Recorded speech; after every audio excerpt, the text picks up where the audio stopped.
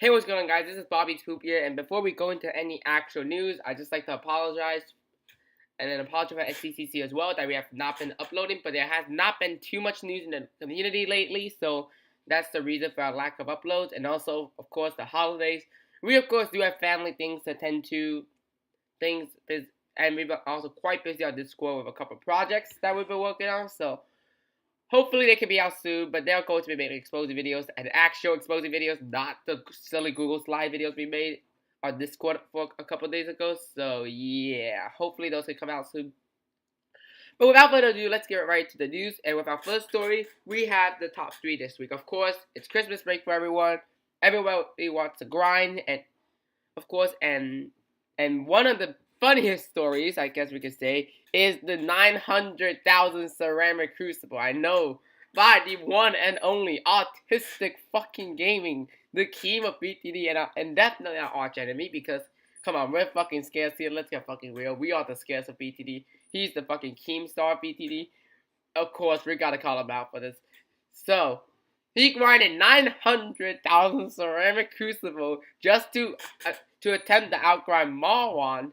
But of course, by second BFB, my first BFB even, USA lost its lead, and that's the end of the story. And now, Authentic will post a video about Marwan account sharing and boosting.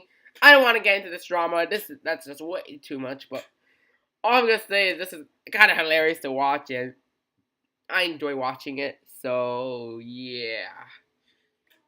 It's kind of funny though. So good luck to both of them. Also, Luis Torres is number 3 in the world currently. So good luck to him as well. Hopefully he can maintain number 3 in the world. The top 3 this week isn't as high as I expected it to, honestly. I expect more people to exceed the 10 million mark, but only 4 people have exceeded the 10 million mark currently. With Marwan sitting at 20 mil as of this moment, and looking to get even more, and will probably exceed 30 mil with the double boss arenas. And speaking of that, there will be a boss arena on New Year's Day, 99% guarantee, because it is New Year's Day. They did this for Christmas, they did this for Thanksgiving, they did this last year as well. Why would it happen tomorrow? So, and we also, of course, checked the NK blog post, and now a lot of signs that this will be happening tomorrow. There will be a boss arena tomorrow, so yeah. Look forward to that. For our next story, it is another grinding story, which is Bolchik's grinding for chest 10. Bolchik's chest 10s, of course, are pretty exciting because there's a lot of amps, and of course, with that comes a lot of drama about amps and why they aren't legit meds, but why they are legit meds, blah, blah, blah, blah, blah, fucking blah, and it gets annoying, but does not really matter to me, so yeah. For me, though, I don't hate amps, I don't like amps. I'm kind of neutral in the stance. I don't believe they're legitimate meds. However, there's no problem with having them, in my opinion. It's not completely illegitimate. It's just that it's not real medallions that you earn from arenas that you will have a sense of pride into having. So yeah, that's why I don't believe amp meds are legit. However, they are a part of the game. You're just gonna have to fucking deal with them. So yeah, but they are recruiting amps. And they are recruiting amp buyers to get.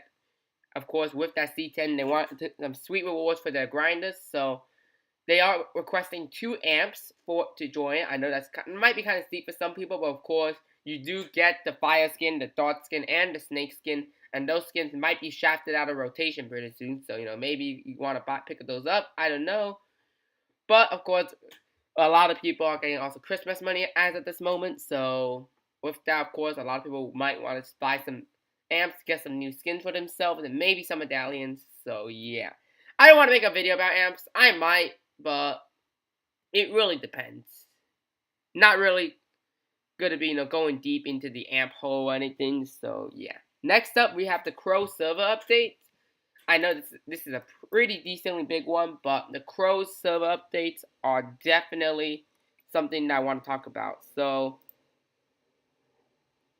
the Crow server updates, oh, that's the wrong game. I don't think this game is going to be long enough, so let's just find one that's like 4 minutes.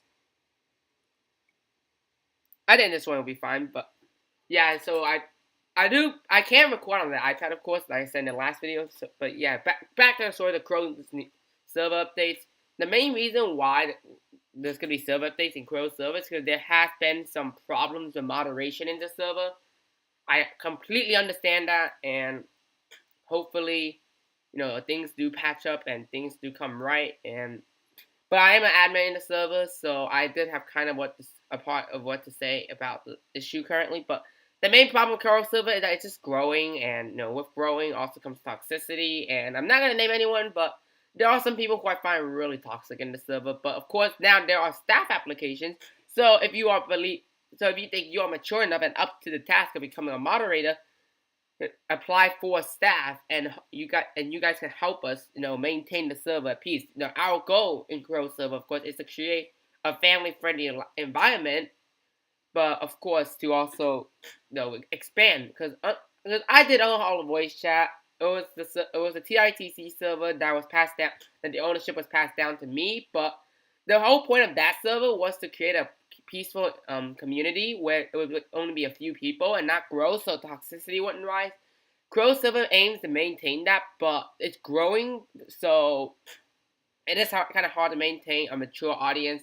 Not everybody has the intelligence of an 18-year-old, or the maturity of an 18-year-old, so, and can understand everything. So I completely understand that, but there are some measures we have to take in order to maintain the server. So yeah, if you believe you're mature enough to be apply for moderator in Crow Server. The staff applications are now open. And yeah, and the link to Crow Server will be in the description, and also it's in Boltrix's announcements if you scroll a bit up. Finally, I do want to go into depth about what has been happening with me and SCCC, why we haven't uploaded news. Again, in the beginning, like we said, there hasn't been many news. There's been family issues, of course, during Christmas, and we also do have a couple of very big projects in the works. But of course, if you want to catch some of that juiciness and juicy projects, and get a little sneak peek, you could join voice chat with me or SCCC. We are usually on Crow's voice chat. A lot of times, however, we are actually on private voice chat, but there is the occasion where we might talk about some of our exposals in Crow's chat. I don't know, but stay tuned for those. We will probably upload them after the New Year's, because I'm uploading this episode on New Year's Eve, so yeah, those will probably come later and into 2018. And of course, with that, 2017 has been drawing to a close. 2017 has been a really exciting year for BTD, although there has been 4.1, one of the biggest salt makers in the community, something that divides the community. Generally, people are saying, fuck 4.1, and ruined the game. Chipper got wrecked. A lot of new players don't know this, but of course, I will talk about BTD history in this episode, just because I do want to make up with a pretty big episode talking about a lot of things for our lack of uploads. So yeah, but basically 4.1 was where Chipper got fucking nuked. Doc took a big L, and things like Ninja, Mortar, they got a huge buff, and is the catalyst of this new meta in the community. So, of course, this happened back in May, I believe, or March of 2017, around that area, but basically spring of 2017. This happened around then, and it's one of the biggest controversies in BTD. Now, some people say it helped the community, it expanded it, but then some people say it fucking raped the community, it basically ruined it. I don't know, but I mean, personally, I liked the community before 4.1, so yeah, I really liked the community before 4.1. It was a lot more calm, but now, of course, it's the clan arguments, there's a ton of drama, and overall, it's just not. The game, however, has been deteriorating. A lot of the best players have been losing interest and quitting. I've been losing interest, but I do plan on coming back and getting a renewed interest in the game. So yeah, but I'll also talk about the history. I guess we could play one more game, but yeah, talk about some history of BTD. Some of the biggest things in BTD. One of the biggest things I've been thinking of in BTD is that, what if 4.1 never existed? What if 4.1 was just a hoax, and something that didn't happen? But now, if that didn't happen, I think the game will be a lot different. I don't think the game will be the same at all. The meta will be different. However, I don't think the game would have expanded as far as it has. Currently, the game is a huge game. It's one of the top-rated games in the App Store. However, with that, of course, comes a lot of toxicity, which is why a lot of big players despise 4.1. And the reason not a lot of people think of the fact that the 4.1 update brought a lot of people into the community as well. But I don't think without 4.1, no, because 4.1 and the updates after that are YouTuber influence. 4.6, I don't care what anyone says. SJB had 90% of the talk in that update. He said publicly in his video, he encouraged NK to buff Helipilot. That's what causes the cancerous meta nowadays that no one fucking likes, including myself. That's fucking cancerous. No one likes to play against Helipilot. And overall, that just caused a huge decline. Okay, I have been talking with Jaden, a community veteran, and someone who has been testing strats for a very long time. He said that Helifarm Ace was able to defend slow cooldown ZMGs to around 40 fucking 5. That's insane. That should not be happening. So yeah, overall I think the community was a lot better before 4.1, but I think we definitely grew as a community after 4.1, but just not in the best way.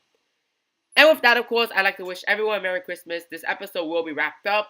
Sorry for my shaky commentary, but I did not record this with a script. A lot of people did not like the script news episodes, and I do understand, it does take away from the sense of news, just talking about things on the spot, but this is not scripted. However, I did have a list of what I wanted to talk about, although the last part was kind of just thought up in the moment. So yeah, hopefully you guys enjoyed this episode.